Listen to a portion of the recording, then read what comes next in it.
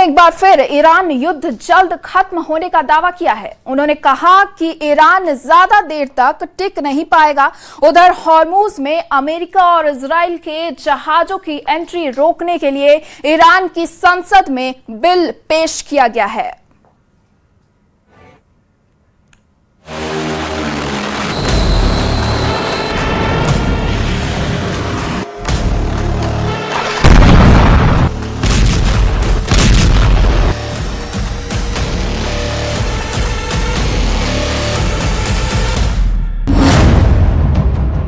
Trump को क्यों लगता है कि ईरान कमजोर हो गया है, जबकि ईरान ने ट्रंप की एक बात भी नहीं मानी? ट्रंप बार बार क्यों कह रहे हैं कि ईरान ज्यादा देर टिक नहीं पाएगा, जबकि हॉर्मुज अभी भी ईरान के कंट्रोल में है? ट्रंप बार बार डेडलाइन क्यों दे रहे हैं, जबकि ईरान ने हर बार अमेरिका की डेडलाइन को मानने से साफ इनकार कर दिया? अमेरिका खुद मान रहा है कि कुछ मिसाइलों का स्टॉक खत्म हो रहा है, फिर भी ट्रंप कह रहे हैं ईरान टूटने वाला है। असल में कौन कमजोर पड़ रहा है? ईरान ने अमेरिकी ठिकानों पर हमले किए, जहाजों को टारगेट पर लिया और खुद ही सीज फायर तोड़ा। फिर भी ट्रंप कहते हैं वे ज्यादा देर नहीं टिक पाएंगे। यह आत्मविश्वास है या ट्रंप का आशावाद?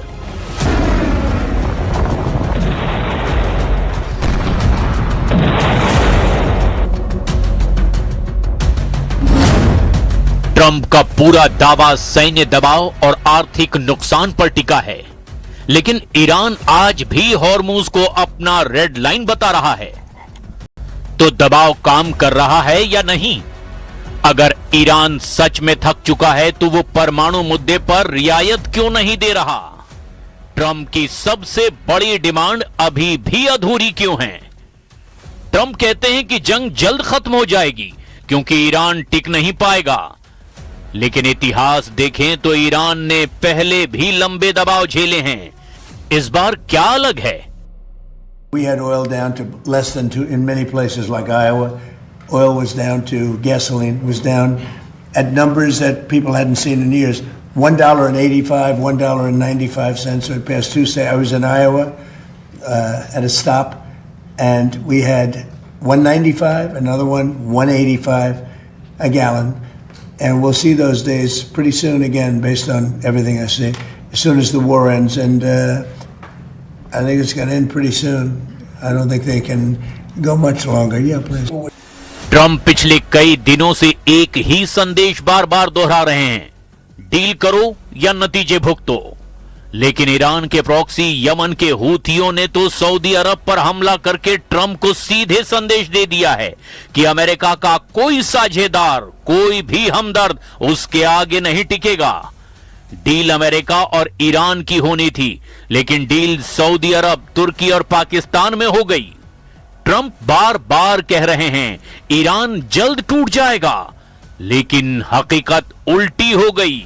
जहां अमेरिका ईरान डील अटकी हुई है, वहीं सऊदी अरब, तुर्की और पाकिस्तान ने एक नया सुरक्षा गठबंधन बना लिया है।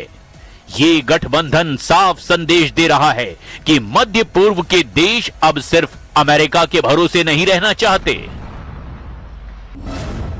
सऊदी क्राउन प्रिंस, तुर्की के राष्ट्रपति और पाकिस्तान के प्रधानमंत्री ने जेद्दा में एक संयुक्त रक्षा समझौते पर हस्ताक्षर किए हैं, जिसमें कहा गया है कि तीनों देशों में से किसी एक पर भी होने वाले किसी भी सशस्त्र हमले को उन पर भी हमला माना जाएगा।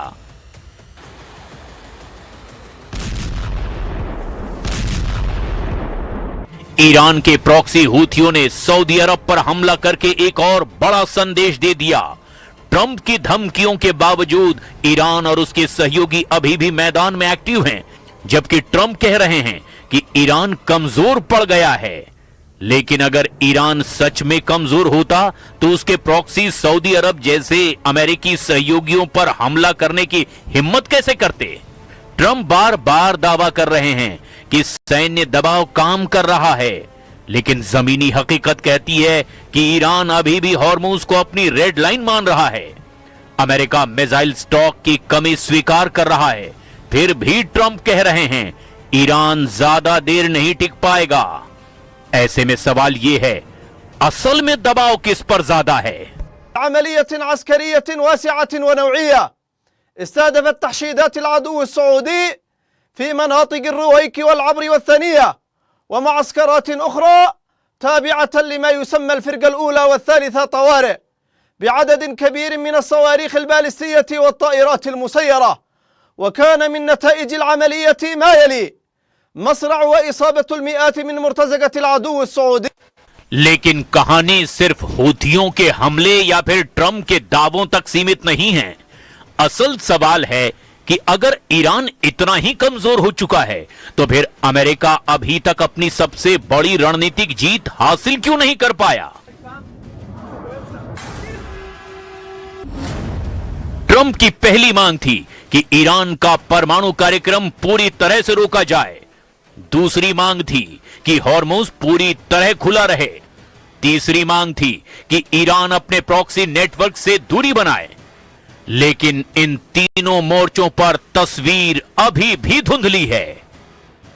ट्रंप का ना परमाणु टारगेट पूरा हुआ, ना हॉर्मुज पूरी तरह से खुला है, ना ही ईरान के प्रॉक्सी अपना हमला रोक रहे हैं। उल्टे ईरान के प्रॉक्सी खाड़ी में और भयानक युद्ध में शामिल हो गए हैं, जबकि लेबनान के मोर्चे पर अभी तक इजराइल से युद्ध लड़ रहे हैं। Fortunately, I built up so much during my term. I rebuilt the military and also loaded it up with a lot of stuff. We have certain types of munitions that are very powerful, that we have unlimited, virtual unlimited supply. We have others where it's a little bit tighter, and we're getting them in on a daily basis. As you know, our defense companies are building more plants right now than at any point in history. They're building plants for the Patriots, for the Tomahawks, for everything.